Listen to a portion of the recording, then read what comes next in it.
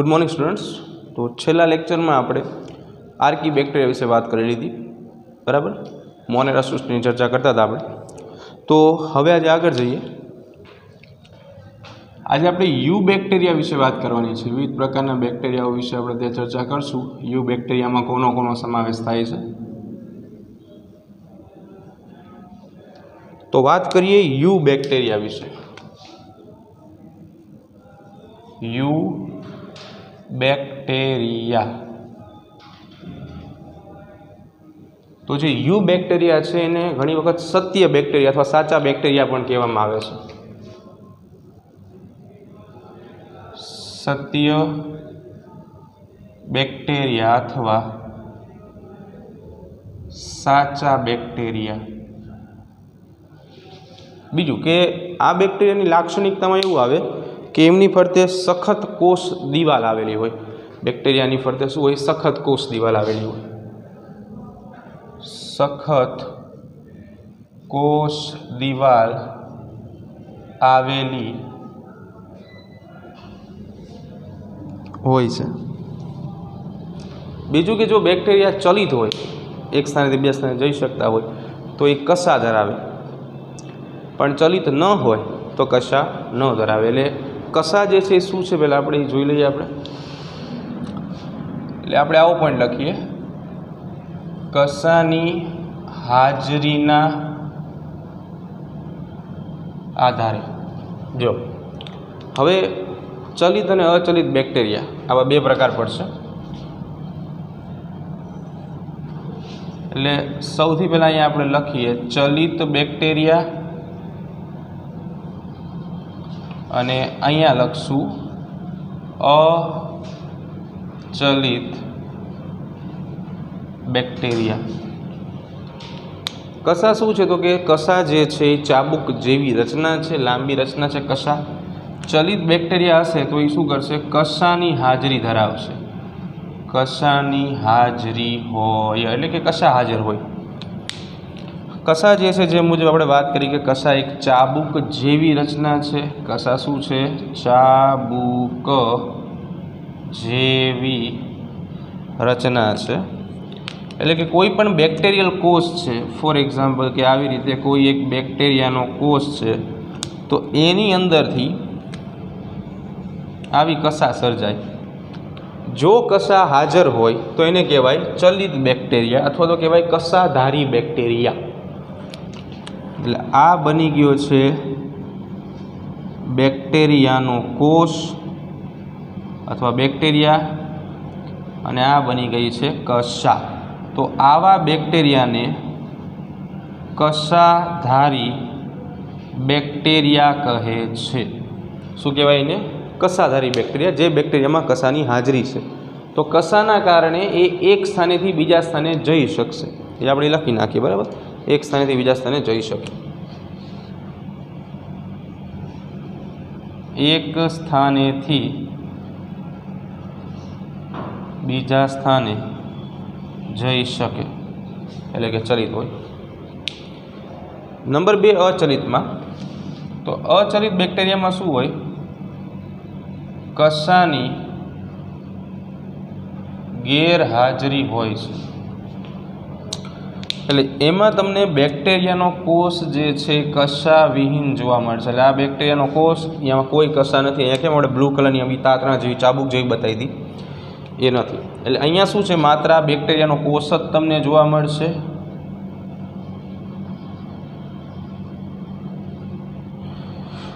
एटले आ बेक्टेरियाने कसा विहीन बेक्टेरिया कहेवामां आवे। एटले कसानी आमां गैरहाजरी होय अने आ एक स्थानेथी बीजा स्थाने जई शके नहीं। एक स्थानेथी बीजा स्थाने जई शके नहीं, बराबर। तो आ बनी गया कसानी हाजरी ना आधारे बेक्टेरिया प्रकार। जो यू बेक्टेरिया घणो बधो मोटो टॉपिक है, 5 मार्क में तमने पूछाई शके। पण आमांथी आवा जे सेपरेट करीने नाना नाना प्रश्नों जे छे पण तमने घणी वखत पूछाई शके, बराबर। ओके, साइनो बेक्टेरियानी आपणे वात करवानी छे। आगळ प्रकाश संश्लेषी स्वयंपोषी बेक्टेरिया छे। आना उदाहरणमां साइनो बेक्टेरिया पण आवशे। એટલે આપણે વાત કરીએ સાયનો બેક્ટેરિયા। તો સાયનો બેક્ટેરિયા કેવા છે? પ્રકાશ સંશ્લેષી બેક્ટેરિયા છે, એટલે પ્રકાશ સંશ્લેષણ કરે છે। જે પ્રકાશ સંશ્લેષણ કરશે એ પોતાનો ખોરાક પણ બનાવશે, એટલે આપણે એમ કહી શકાય કે પ્રકાશ સંશ્લેષી અને સ્વયંપોષી બેક્ટેરિયા છે। પ્રકાશ સંશ્લેષી અને સ્વયંપોષી બેક્ટેરિયા છે। ચલો, પ્રકાશ સંશ્લેષી બેક્ટેરિયા જે છે એ કોણ છે અને સ્વયંપોષી શું છે આપણે જોઈએ। પ્રકાશ સંશ્લેષી બેક્ટેરિયા એટલે એવા બેક્ટેરિયા કે જે પ્રકાશ સંશ્લેષણની ક્રિયા દર્શાવે છે। પ્રકાશ સંશ્લેષણ દર્શાવે। સ્વયંપોષી પોતાનો ખોરાક આપમેળે બનાવે।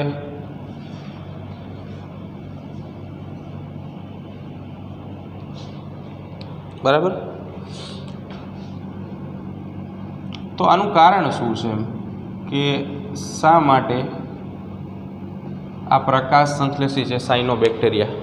તો એનું કારણ છે એની અંદર આવેલું રંજક દ્રવ્ય। આની અંદર શું જોવા મળે? રંજક દ્રવ્ય, કે જેને કહેવાય રંગીન દ્રવ્ય। એક ઉદાહરણ આપણે સમજીએ। મોટાભાગની વનસ્પતિઓ લીલા રંગની છે। કેમ? કારણ કે એની અંદર રંજક દ્રવ્ય છે ક્લોરોફિલ, કે જે લીલા રંગનું છે। એવી રીતે અહીંયા પણ રંજક દ્રવ્ય એટલે રંગીન દ્રવ્ય આવેલું છે ક્લોરોફિલ। ક્લોરોફિલ જે છે એના 5 પ્રકારો છે। કેટલા પ્રકારો છે? 5 પ્રકારો છે। કયા કયા? તો કે chlorophyll A, chlorophyll B, chlorophyll C, chlorophyll D, chlorophyll E, A B C D E, આવા 5 અલગ અલગ પ્રકારના ક્લોરોફિલ તમને જોવા મળે। પણ જે સાયનો બેક્ટેરિયા છે એ સાયનો બેક્ટેરિયા ક્લોરોફિલ એ ધરાવે છે, અને ક્લોરોફિલ એની હાજરીમાં સાયનો બેક્ટેરિયા પ્રકાશ સંશ્લેષણની ક્રિયા દર્શાવશે। બરાબર? જેના કારણે પોતાનો ખોરાક જાતે બનાવશે। સાયનો બેક્ટેરિયાને બીજા શબ્દોમાં નીલહરિત લીલ પણ કહેવાય। શું કહેવાય? સાયનો બેક્ટેરિયા એને બીજા શબ્દોમાં નીલહરિત લીલ એટલે કે એને BGA પણ કહેવાય, એટલે કે બ્લુ ગ્રીન આલ્ગી। શું કહેવાય? બ્લુ ગ્રીન આલ્ગી, BGA એટલે કે સાયનો બેક્ટેરિયાનું બીજું નામ શું છે? બ્લુ ગ્રીન આલ્ગી, નીલહરિત લીલ। ચાલો, સાયનો બેક્ટેરિયા એક કોષી, વસાહતી કે તંતુમય હોય છે। સાયનો બેક્ટેરિયા કેવા છે? એક કોષી, વસાહતી। એક કોષી એટલે કે જેનું સુકાય એટલે કે દેહ એક જ કોષનું બનેલું હોય, એટલે કે શરીર માત્ર એક જ કોષ ધરાવે છે। વસાહતીનો અર્થ એવો થાય કે ઘણી બધી સંખ્યામાં એક જૂથમાં જોવા મળે। તમે વસાહત આવો એક શબ્દ સાંભળેલો હશે, આનો સાંભળેલો હોય તો આ એક શબ્દ સાંભળેલો હશે, કોલોની। ગુજરાતીમાં એને સમંડળ કહેવાય, સમંડળ। અને આ એક શબ્દ ન સાંભળેલા હોય તો સોસાયટી શબ્દ સાંભળેલો જ હશે। આપણે એમ કે ઘણી વખત હું આ સોસાયટીમાં રહું છું કે આ સોસાયટીમાં રહું છું। હા, તો કોલોની, સમંડળ, વસાહત શું છે? કે જ્યાં એક સરખા ઘણા બધા સજીવો ભેગા થઈને રહેતા હોય। ફોર એક્ઝામ્પલ અહીંયા આપણે વાત સાયનો બેક્ટેરિયાની કરીશું, તો એક સાથે ઘણા બધા સાયનો બેક્ટેરિયા કોઈ એક જ જગ્યાએ વસતા હોય તો એને કહેવામાં આવે વસાહત, કોલોની, સમંડળ। બરાબર? ઓકે। સાથે સાથે તંતુમય પણ હોય છે, તાતણા જેવી રચનાઓ ધરાવે। તંતુમય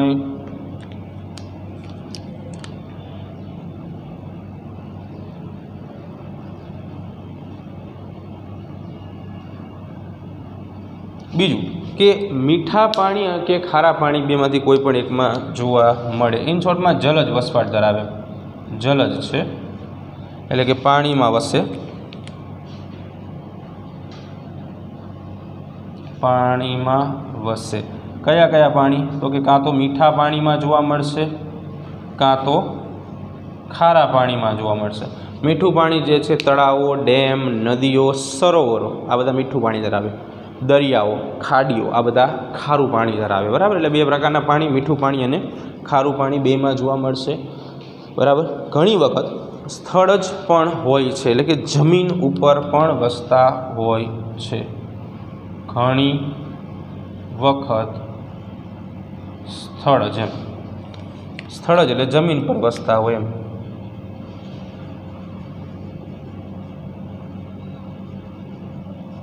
એટલે બંને પ્રકારના જલજ પણ હોઈ શકે અને સ્થળ જ પણ હોઈ શકે. ક્લિયર? ચાલો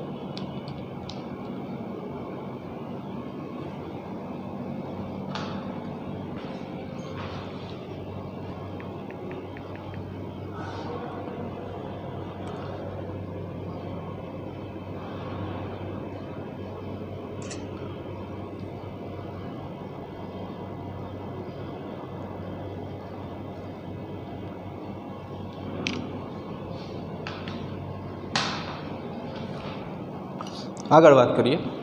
હજી યુ બેક્ટેરિયામાં જ છીએ આપણે. બરાબર, ઘણો બધો મોટો ટોપિક છે, એટલા માટે ધીરે ધીરે બધા બેક્ટેરિયાઓ વિશે આપણે શાંતિથી સમજતા જવાનું છે.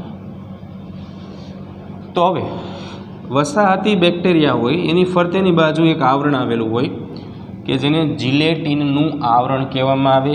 એના વિશે આપણે વાત કરીએ.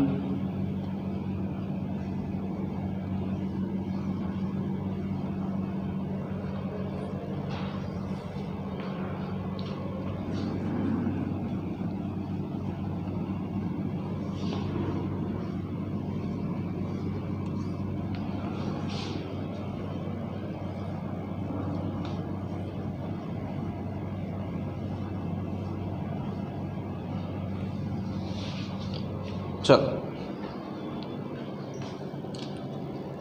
હવે આગળ વાત કરીએ. તો જિલેટીનનું આવરણ હોય ઘણી વખત બેક્ટેરિયાની ફરતે. તો બેક્ટેરિયાની ફરતે જિલેટીનનું આવરણ જોવા મળે છે. જિલેટીન એક દ્રવ્ય છે, રક્ષણાત્મક આવરણ બનાવે.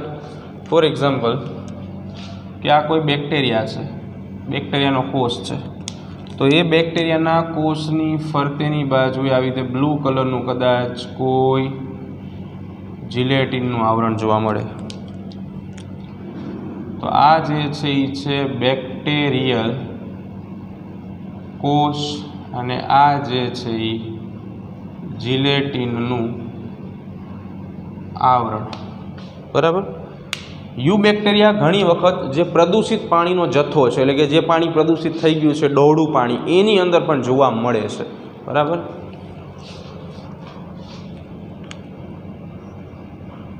ઘણી વખત યુ બેક્ટેરિયા પ્રદૂષિત પાણીની અંદર પણ જોવા મળે છે. ખાસ કરીને આ યુ બેક્ટેરિયા જે છે એની એક બીજી લાક્ષણિકતા એવી છે કે એ નાઇટ્રોજન સ્થાપનનું કામ કરે છે. એનું મુખ્ય કામ શું છે? નાઇટ્રોજન સ્થાપનનું. એટલે અહીં આપણે N2 સ્થાપન લખી.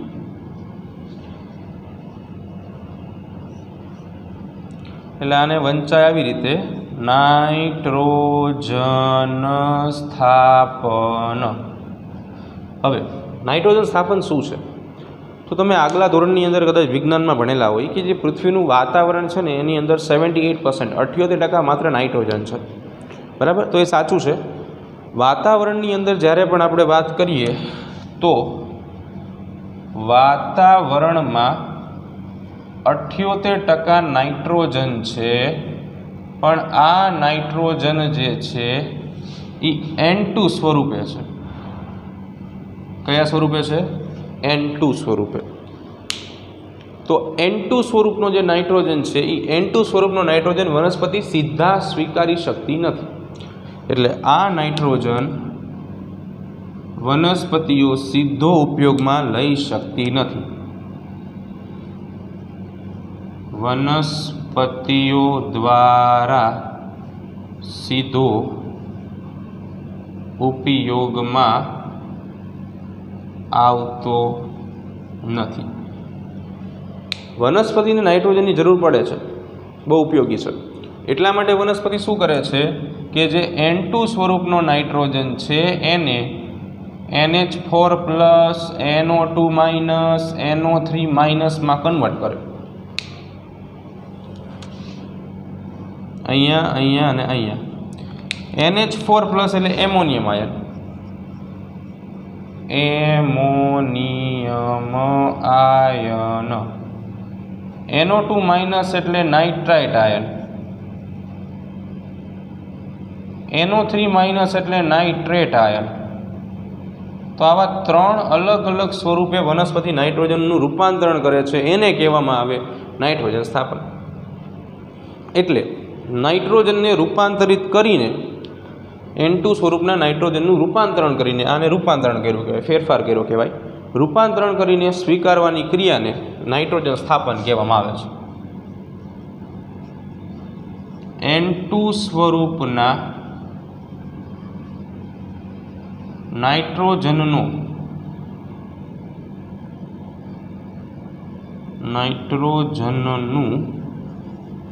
રૂપાંતરણ કરી તેને સ્વીકારવાની ક્રિયાને શું કહેવામાં આવે? નાઇટ્રોજન સ્થાપન કહેવામાં આવે.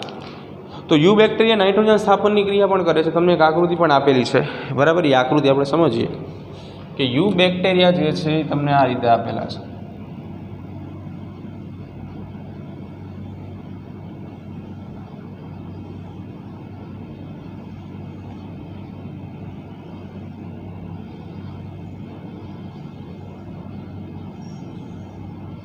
બરાબર, આવી એક તમને આકૃતિ આપેલી છે.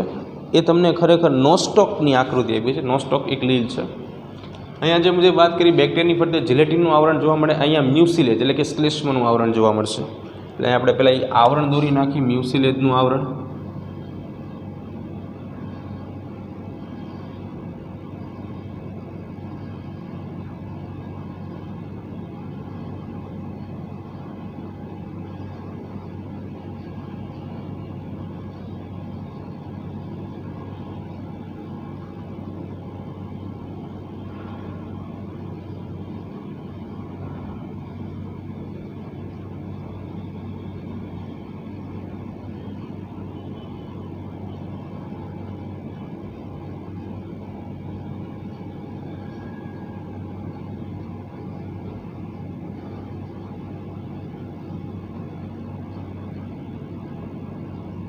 ચાલો, તો આવી રીતે એની ફરતેની બાજુએ મ્યુસિલેજનું આવરણ આવેલું હોય, બરાબર? આ નોસ્ટોકની આકૃતિ છે, મ્યુસિલેજનું આવરણ આપણે દોર્યું છે. ક્યાંક ક્યાંક તમને આમાં અભિકોષ નામની રચના જોવા મળશે. અભિકોષ એટલે હેટેરોસાઇટ્સ કહેવાય. આ હું રેડ કલરથી જે બતાવું છું, બરાબર? એ અભિકોષ આપણે દોરી અને સમજીએ શું છે. ચાલો, તો સૌથી બહારની બાજુ આવેલું જે આવરણ છે એને મ્યુસિલેજનું આવરણ કહેવામાં આવે છે. શ્લેષ્મ આવરણ છે, ચિકાસયુક્ત આવરણ છે, પાણીથી થતું નુકસાન બચાવ્યા. આ જે કોષ આવેલો છે જેને અભિકોષ કહેવામાં આવે છે, હેટેરોસાઇટ્સ કહેવાય.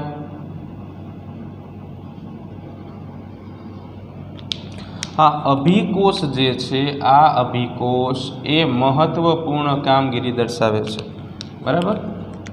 અભિકોષનું મુખ્ય કામ જે છે એ નાઇટ્રોજન સ્થાપનનું છે. નાઇટ્રોજન સ્થાપનની ક્રિયામાં ઉપયોગી બનશે, બરાબર? તો આ વાત હતી નોસ્ટોકની. અહીંયા હું લખી નાખું છું કે આકૃતિ કોની છે? તો આકૃતિ છે નોસ્ટોકની. ક્લિયર? નાઇટ્રોજન સ્થાપનની અંદર ઉપયોગી છે, બરાબર? ચાલો, હવે એની અંદર આપણે કેટલાક ઉદાહરણો પણ લખી નાખીએ. નો સ્ટોક અને એના વિના. તો અહીંયા આપણે એક ઉદાહરણ લખવાના રહી ગયા હતા. એક આકૃતિ આપણે દોરી નાખી. કઈ કઈ લીલ છે યુ બેક્ટેરિયાની અંદર આવતી?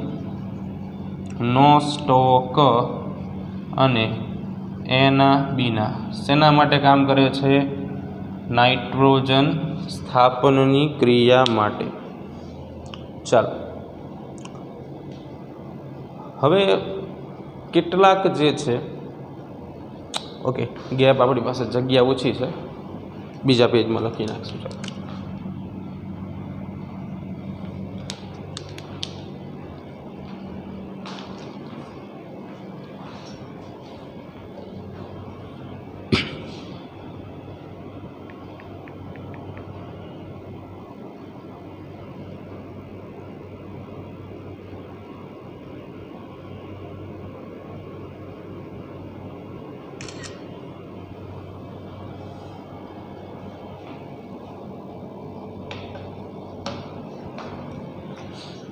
ચાલો અહીંયા આપણે નાઇટ્રોજન સ્થાપનની વાત કરી છેલ્લે, બરાબર. ઉદાહરણો જોયા. આ ઉદાહરણ એક માર્કમાં પૂછાઈ શકે કે કયા કયા યુ બેક્ટેરિયા નાઇટ્રોજન સ્થાપન સાથે સંકળાયેલા છે. તો બે નામ યાદ રાખવાના, એના બીના અને નો સ્ટોક.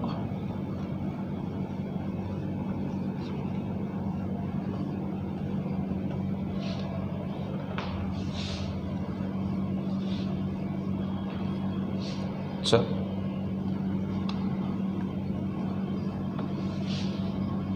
આગળ વાત કરીએ તો કેટલાક યુ બેક્ટેરિયા જે છે એ રસાયણ સંશ્લેષી પણ છે.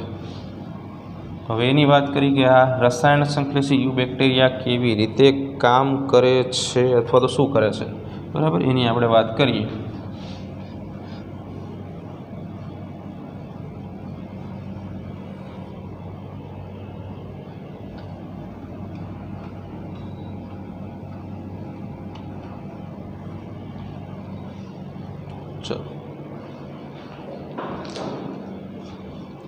તો નેક્સ્ટ હવે આપણે વાત કરી રસાયણ સંશ્લેષી બેક્ટેરિયા.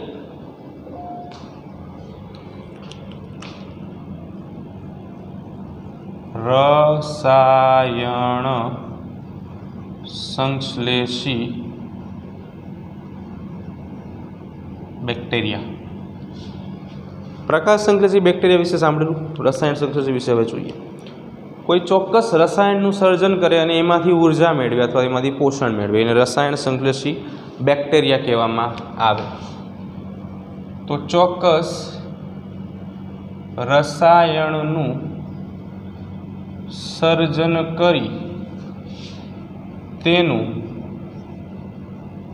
ઓક્સિડેશન કરી ઉર્જા પ્રાપ્ત કરે. ઓક્સિડેશન શબ્દથી પરિચિત હશો કદાચ. હા, તો આ પ્રોસેસ કરશે. ઓક્સિડેશન એટલે ઓક્સિજનનો ઉમેરો થાય, એ પ્રક્રિયા કરશે. તો કયા કયા એવા રસાયણો જે છે એનું સર્જન યુ બેક્ટેરિયા કરી શકે છે એની વાત કરીએ. તો યુ બેક્ટેરિયા જે છે એ એમોનિયા,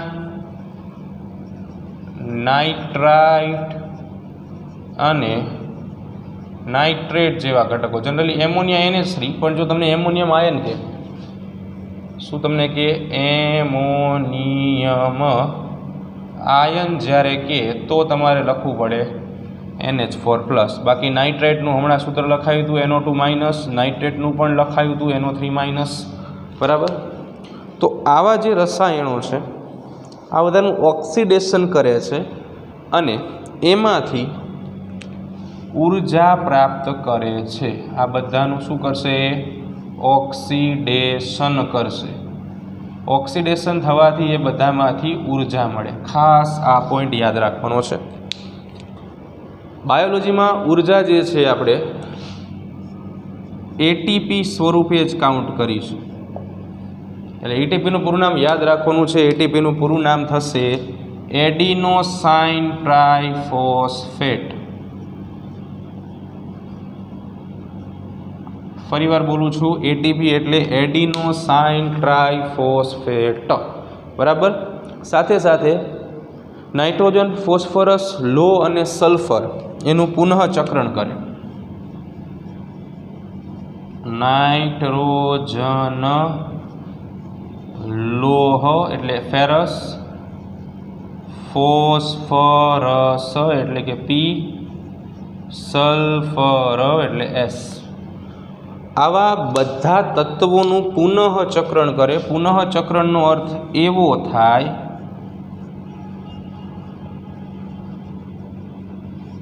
કે જમીનમાંથી વાતાવરણમાં અને વાતાવરણમાંથી જમીનમાં.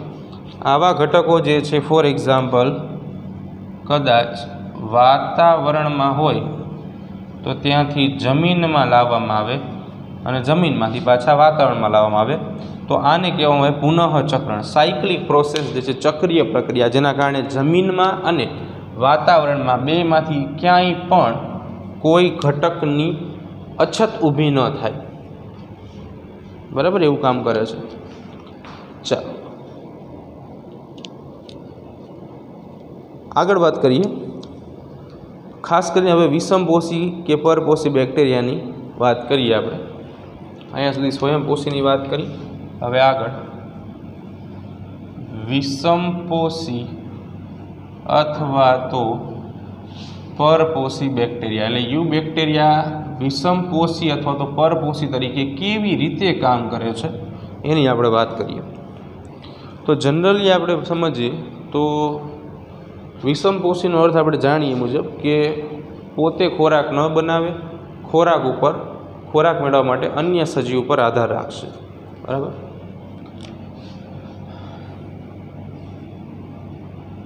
ખોરાક પ્રાપ્ત કરવા અન્ય સજીવ ઉપર આધાર રાખે. પરપોષી બે સહેમત થયું. બરાબર, ચાલો એની કોઈ જરૂર નથી. તો આ બેક્ટેરિયાઓ જે છે, વિષમપોષી કે પરપોષી, આ બેક્ટેરિયાઓ સામાન્ય રીતે વિઘટકો તરીકે ઉપયોગી છે.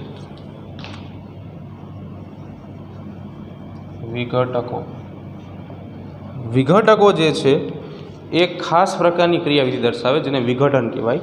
વિઘટનની મદદથી એ મૃત એટલે કે મરી ગયેલા અથવા તો સડતા પદાર્થો જે છે એને કોતરી ખાય. મૃત કે સડતા પદાર્થો અથવા તો સજીવોમાંથી પોષણ મેળવતા સજીવોને વિઘટકો કહેવાય. બરાબર, વિઘટન કરે એ જે પ્રક્રિયા છે એને વિઘટન કહેવાય. વિઘટકો તરીકે ઉદાહરણની વાત કરીએ એટલે કયા કયા ઉદાહરણો આવે તો એમાં ખાસ કરીને કેટલાક બેક્ટેરિયા હોય, કેટલાક ફૂગ હોય, કેટલાક અળસિયાઓ હોય. તો આ બધા જે છે એ કુદરતી વિઘટકો છે. બરાબર. સાથે સાથે યુ બેક્ટેરિયાના અમુક બેક્ટેરિયા એવા છે કે જે માનવની ક્રિયાવિધિને પણ નુકસાન પહોંચાડે છે. કેટલાક યુ બેક્ટેરિયા માનવ ક્રિયાવિધિને પણ નુકસાન પહોંચાડે છે. એટલે ઇન શોર્ટમાં એ રોગ ફેલાવે છે.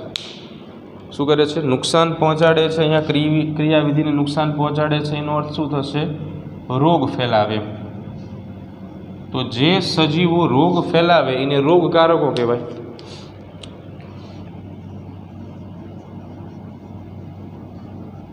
રોગકારકો એટલે કે પેથોજન્સ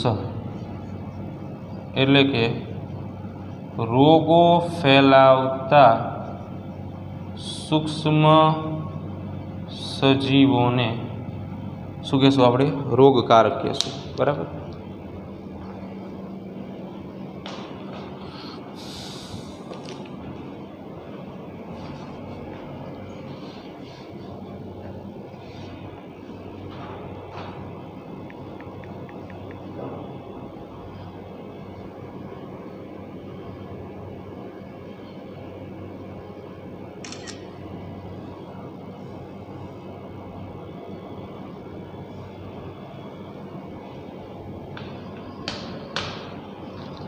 ચલો આગળ જઈએ.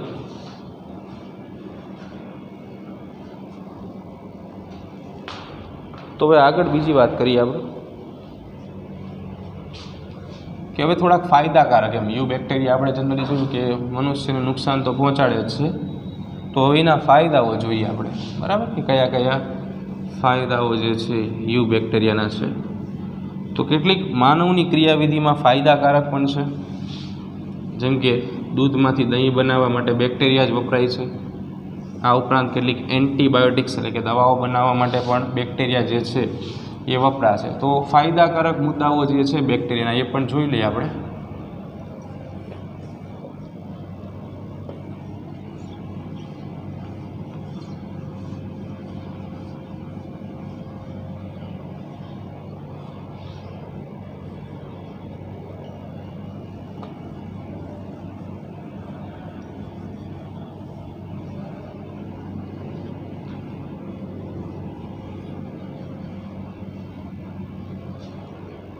ચાલો, તો ફાયદાકારક મુદ્દાઓ જે છે યુ બેક્ટેરિયાના આપણે જોવાના છે, એટલે કે યુ બેક્ટેરિયાના ફાયદાઓ એવું કરીને આપણે એક નાનો એવો પોઈન્ટ જે છે એ જોઈએ, બરાબર. ચલો, ફાયદા અને નુકસાન બે જોવાનું છે. નુકસાન તો જનરલી આપણે ત્યાં જોઈ નાખ્યું છે. અહીંયા આપણે યુ બેક્ટેરિયા જે છે એના ફાયદાઓ જોઈએ, અહીંયા આપણે નુકસાન જોઈએ. જો જનરલી બધામાં ફાયદા અને નુકસાન બે હોય, પણ જનરલી આપણે પ્રોફિટ જોવાનો હોય હંમેશા, બરાબર. ફાયદાઓ જોવાય, એ જ સાચો વ્યક્તિ છે જે ફાયદાઓ જોઈને આગળ વધે. ચાલો, તો ફાયદાઓ સૌથી પહેલાં શું કરે છે તો કે દૂધમાંથી દહીં બનાવે છે. દૂધમાંથી દહીં બનાવવાની ક્રિયામાં ઉપયોગી છે. બીજા નંબર ઉપર એન્ટીબાયોટિક્સ, જેને ગુજરાતીમાં પ્રતિજૈવિક દ્રવ્યો કહેવાય, ઇન શોર્ટમાં દવાઓ બનાવવામાં ઉપયોગી છે, બરાબર. સાથે સાથે કેટલીક વનસ્પતિઓમાં નાઇટ્રોજનનું સ્થાપન પણ કરે છે.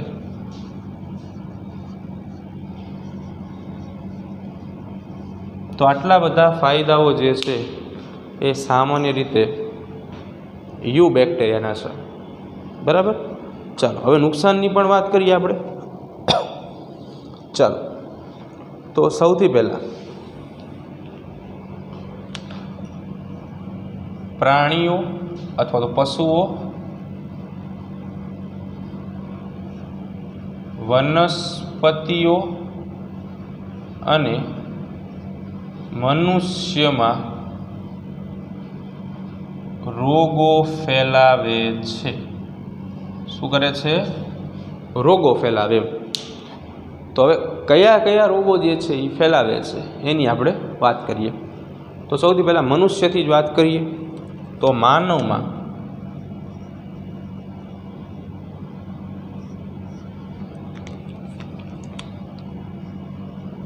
ટાઇફોઇડ અને કોલેરા જેવા રોગો જે છે એ આવા યુ બેક્ટેરિયાથી થશે, બરાબર. આના સિવાય ધનુર,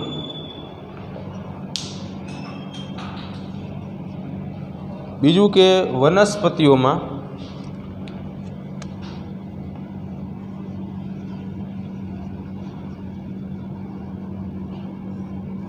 લીંબુમાં ચાઠા પડવાનો રોગ જે છે એ થાય છે. લીંબુમાં ચાઠા પડવા, આવો રોગ થશે, બરાબર.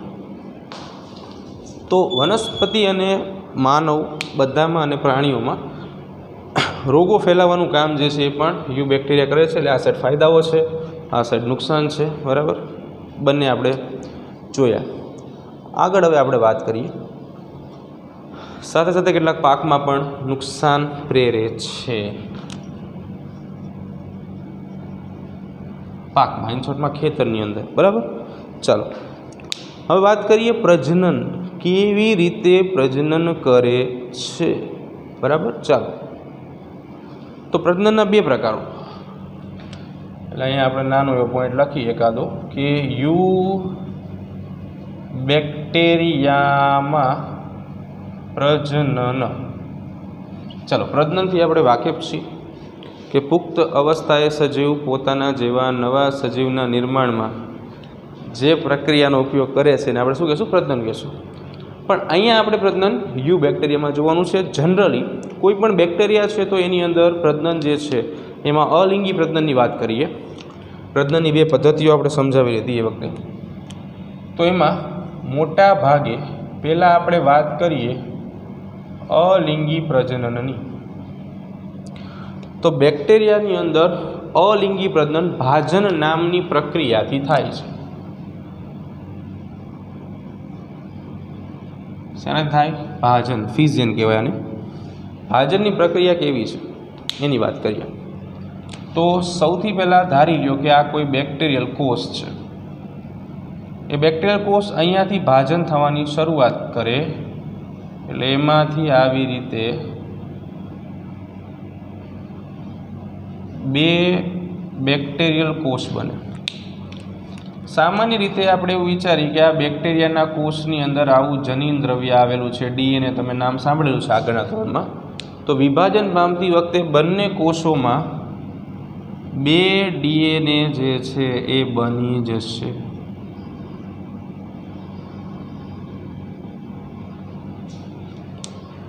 ત્યારબાદ શું થાય? આ બંને કોષો સ્વતંત્ર રીતે છૂટા પડી જાય એટલે એકમાંથી બે કોષો બની જાય. આ એક કોષ, આ બીજો કોષ, આ એક કોષ, આ બીજો કોષ. બરાબર? એટલે ઝડપથી એટલે કે ઇન શોર્ટમાં બેક્ટેરિયા જે છે એ વૃદ્ધિ પામશે.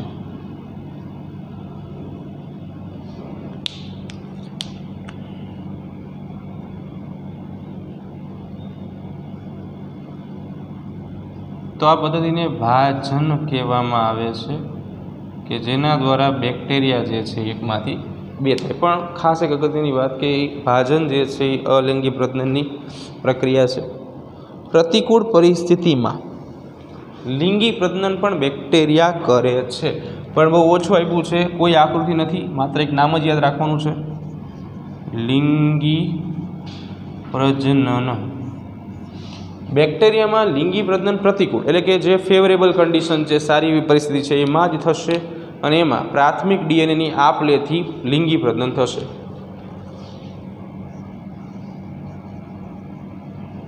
બેક્ટેરિયામાં લિંગી પ્રજનન પ્રતિકૂળ પરિસ્થિતિમાં જ થાય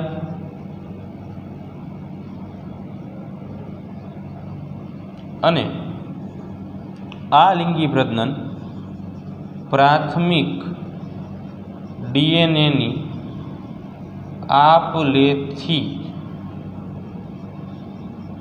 લિંગી પ્રજનન થાય છે. બરાબર? ઓકે. આ બેક્ટેરિયા જે છે પોતાનું પ્રાથમિક ડીએનએ સ્વીકારે, ઓલો બીજાનું ડીએનએ સ્વીકારે, એના કારણે લિંગી પ્રજનન થાય. પણ માત્ર આપણે બે આ શબ્દો યાદ રાખશું, બાકી કોઈ યાદ રાખવાની જરૂર નથી. માઇકોપ્લાઝમા જે કોષ દિવાલ વિહીન છે અને નાના જોવા મળતા જીવંત કોષો છે જે ઓક્સિજન વગર પણ રહી શકે છે. માઇકોપ્લાઝમા તમે ભણશો આના વિશે ચેપ્ટર નંબર 8માં.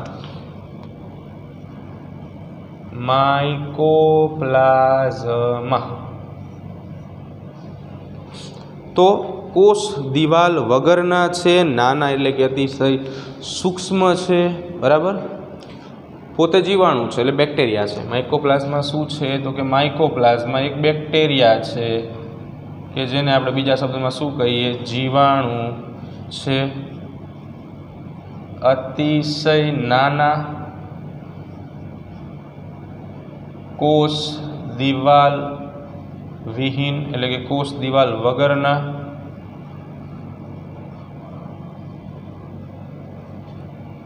આના સિવાય ઓક્સિજન વગર પણ રહી શકે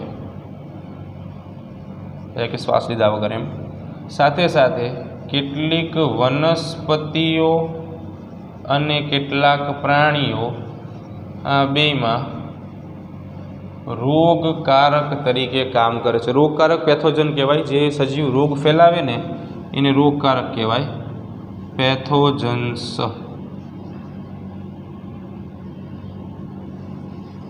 એટલે કે રોગ ફેલાવનાર સજીવને શું કહેશું આપણે? રોગકારક તરીકે ઓળખશું। તો માઇકોપ્લાઝ્મા જે છે એ ખાસ કરીને ઓક્સિજન વગર જીવી શકશે, અતિશય નાના કોષો છે, પ્રાણીઓ અને વનસ્પતિઓમાં રોગકારક છે, બરાબર? ઓકે, તો અત્યાર પૂરતું આપણે આટલું રાખીએ છીએ, બાકીનું જે છે હમણાં નેક્સ્ટ લેક્ચરમાં આપણે જોઈએ। તો આની સાથે આપણે આજની મીટિંગ પૂરી કરીશું।